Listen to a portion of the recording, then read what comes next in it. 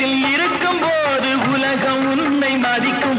உன் நிலைமை கொஞ்சம் இறங்கி வந்தால் நிழலும் கூட மிதிக்கும். உயர்ந்த இடத்தில் இருக்கும் போது உலகம் உன்னை மதிக்கும்.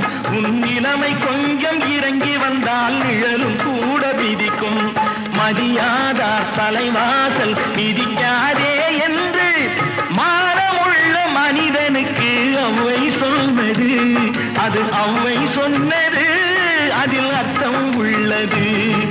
பரமசிவன் கழுத்தில் இருந்து பாம்பு கேட்டது, கருடா சௌக்கியமா?